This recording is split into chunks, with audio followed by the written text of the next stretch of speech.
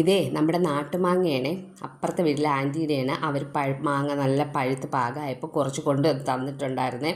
അപ്പോൾ അതിനെ ഇന്ന് നമ്മളൊരു ഒഴിച്ചൂട്ടാൻ വെക്കുകയാണ്. നാട്ടുമാങ്ങ ഒഴിച്ചൂട്ടാൻ എല്ലാവർക്കും അറിയാം, എന്നാലും ഞാൻ ഒഴിച്ചൂട്ടാൻ വെക്കുന്നത് എങ്ങനെയാണെന്ന് കാണിച്ചു തരാമേ. അപ്പോൾ അത് നന്നായിട്ട് വേവിച്ച്, ഉപ്പും ചേർത്താണ് വേവിച്ചിട്ടുള്ളത്. നന്നായിട്ട് വേവിച്ചു. ഇതിനെ ഒന്ന് ഉടച്ചെടുക്കണം, കാരണം അതിൻ്റെ സത്തൊക്കെ അതിലോട്ട് ഇറങ്ങാൻ വേണ്ടിയാണ്. നമ്മളൊന്ന് അതിനെ ഉടച്ചെടുത്തിട്ടുണ്ട്. അതിലോട്ട് ഇനി കുറച്ച് ഒരു ലേശ മധുരത്തിനനുസരിച്ച് ഇച്ചിരി ശർക്കര, നമ്മൾ കല്ലില്ലാത്ത ശർക്കര ആയതുകൊണ്ടാണ് ഇത് ഇങ്ങനെ പൊടിച്ചിട്ട് കൊടുക്കുന്നത്. കല്ലുള്ളതാണെങ്കിൽ നമ്മൾ പാനി കാച്ചി അതിൽ ഒഴിച്ചു കൊടുത്താൽ മതി കേട്ടോ.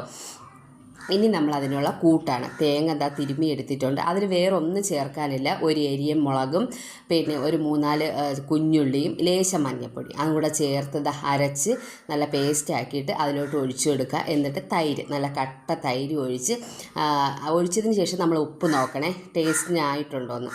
അപ്പോൾ ഉപ്പും കൂടെ നോക്കിയതിന് ശേഷം ലേശം ഒന്ന് ചൂടാക്കണം, തിളപ്പിക്കരുത്, എങ്കിൽ തൈര് വിട്ടുപോകും. അതുകൊണ്ട് കുക്കർ ഒന്ന് ചൂടാകുന്നേരം മതി കേട്ടോ. കുക്കർ ഒന്ന് ചൂടാകുമ്പോഴത്തേക്ക് അതിലിരുന്നൊന്നും ചൂടായിക്കോളും കേട്ടോ.